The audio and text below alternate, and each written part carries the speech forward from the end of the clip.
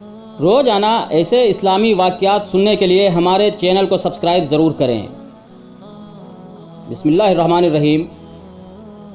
دوستوں، ایک دن اللہ کے رسول صلی اللہ علیہ وسلم ایک انصاری صحابی کے جنازے میں قبرستان تشریف لے گئے۔ قبر کے پاس پہنچے تو قبر تیار نہیں تھی، اس لیے آپ وہاں بیٹھ گئے۔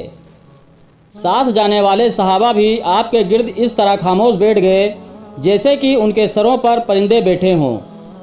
آپ کے ہاتھ میں چھڑی تھی، آپ اس سے زمین کریدنے لگے۔ پھر صحابہ سے فرمانے لگے، قبر کے عذاب سے بچنے کے لیے اللہ سے پناہ مانگو۔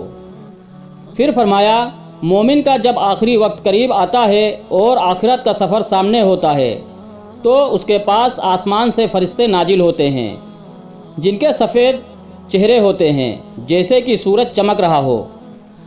ان کے پاس جنتی کفن اور جنتی خوشبو ہوتی ہے۔ وہ فرشتے مرنے والے کے پاس بیٹھ جاتے ہیں۔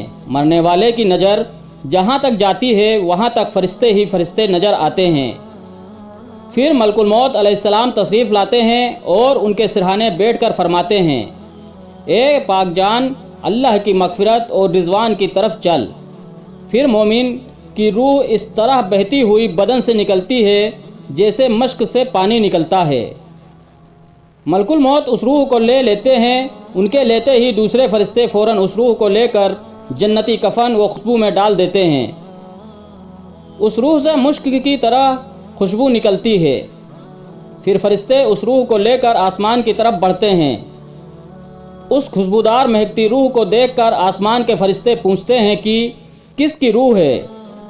روح لے جانے والے فرشتے جواب دیتے ہیں، یہ فلاں انسان کی روح ہے۔ اس طرح فرشتے اسے لے کر 7ویں آسمان پر پہنچ جاتے ہیں۔ اس کے بعد اللہ کا حکم آتا ہے، اس بندے کے کاموں کا حساب کتاب علین میں لکھو اور روح کو واپس زمین پر لے جاؤ، کیونکہ میں نے اسے زمین سے پیدا کیا ہے، وہیں لوٹاؤں گا اور پھر وہیں سے اٹھاؤں گا۔ چنانچہ اس کی روح واپس لا کر اس کے بدن میں ڈال دی جاتی ہے۔ منکر نکیر اس سے 3 سوال کرتے ہیں، وہ تینوں سوالوں کے صحیح جواب دیتا ہے تو اللہ کا حکم ہوتا ہے، اے فرشتوں، اس کے لیے جنتی فرش بچھا دو، اسے جنتی جوڑا پہنا دو اور اس کے لیے جنت کا ایک دروازہ کھول دو۔